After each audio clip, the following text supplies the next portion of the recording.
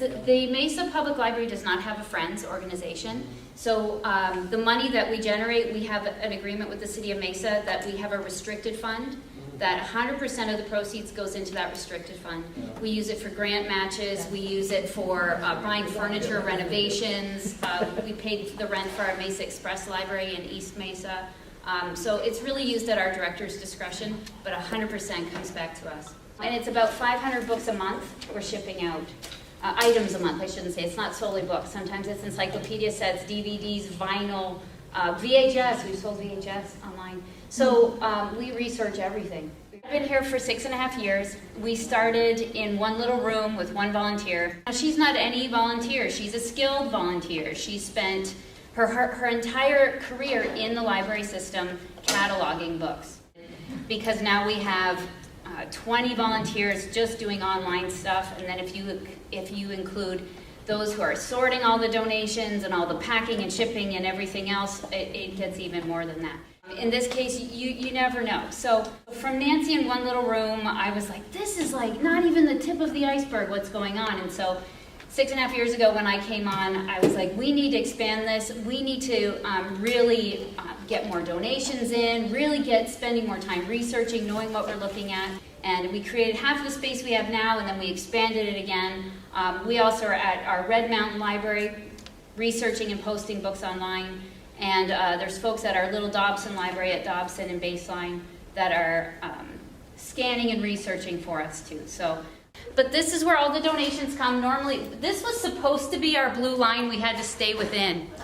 Isn't that fun? And right now we're so tidy. Normally it's out to here. I'm like, they're coming. I have to tidy things up. Right? I told you my secret. No, it's always this tiny. But yeah, we're usually like spilled out way to here because when donations come down, library staff just kind of plunks the carts. They're busy, right? They don't have time to sort things or tidy things. They plunk the carts. And then from here, we have volunteers that take all the carts, empty the boxes, break down boxes, and then sort everything. We have Ron and Peggy who are sorting our donations right now. Peggy has been volunteering for 15 years. 15 years.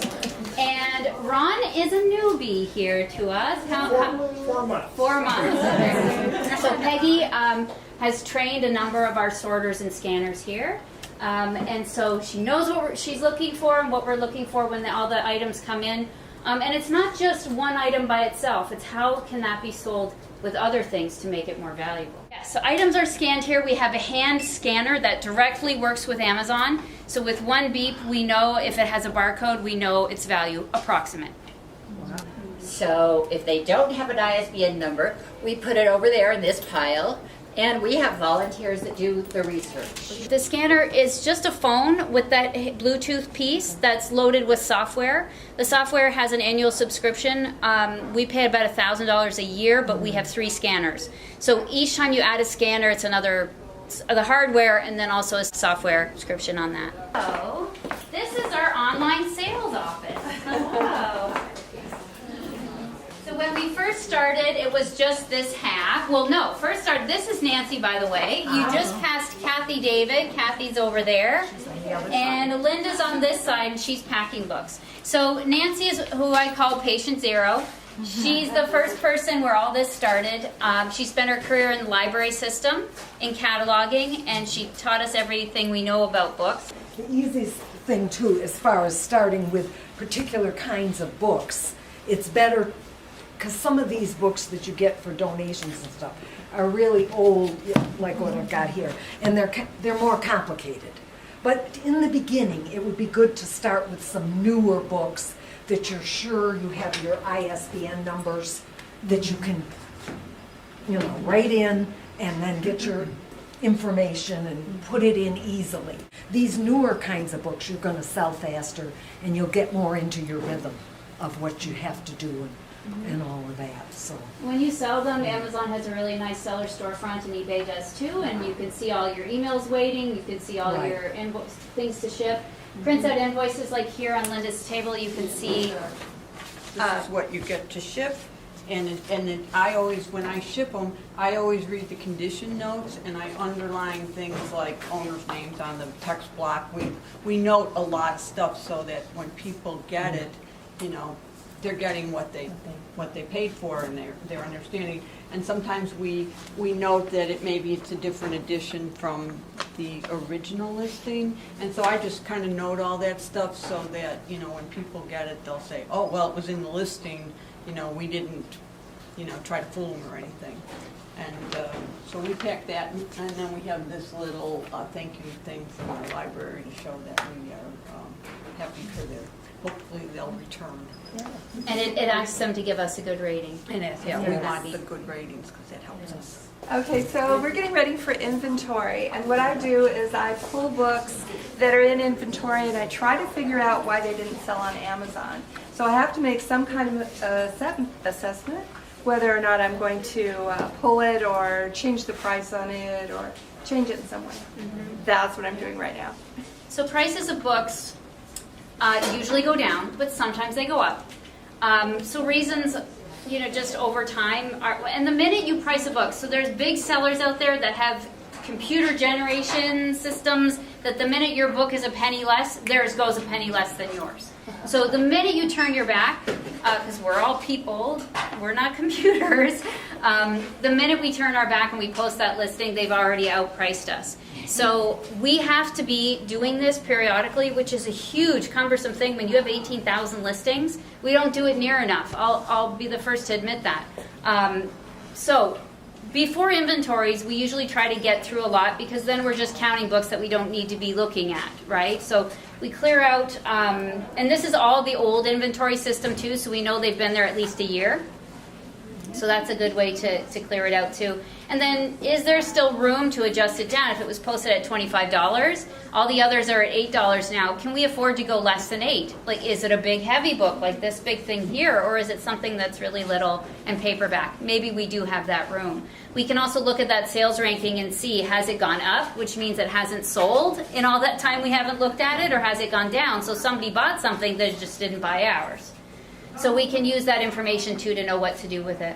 And so Kathy has to look at every single, she doesn't have to, she is looking at every single item right now. I do, and I check sales rank too. Yes, absolutely. And you only can see a sales ranking on Amazon. You're probably thinking, I've never seen that, right, when you're shopping on Amazon. It's only when you have a seller's account can you see the sales ranking.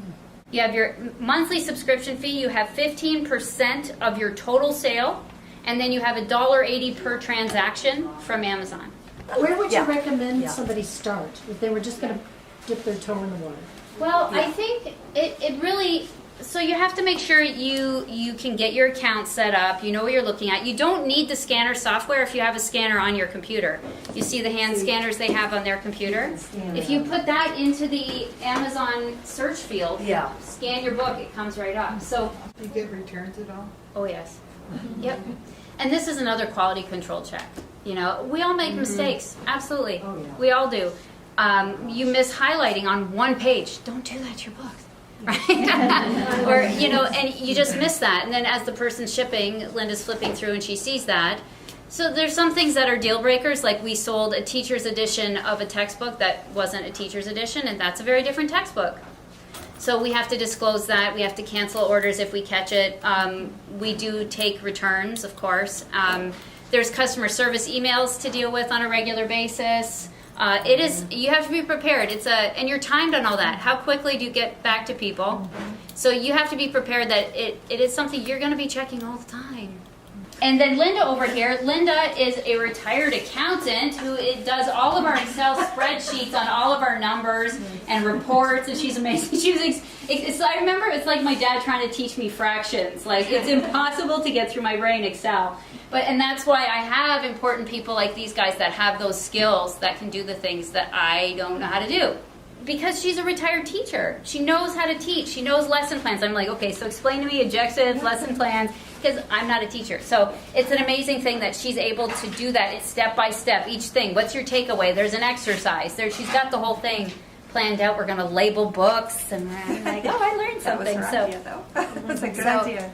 Yeah, so and that's it. When we started working on projects together, I'm like, hey, and I start getting all these ideas, right? Yeah, it's fun to collaborate. Yeah. Yeah, and there's bigger picture, you know, like we recycle books, and that you talked about recycling. A little bit, yeah. Yeah, but there are people in the community who need jobs. And so they work for the recycling center, and so we know we're helping them. So we help our community in so many ways. And there's a bigger kind of taking care of our world kind of thing, and it's personal too. So there's a lot of reasons to volunteer. Yeah.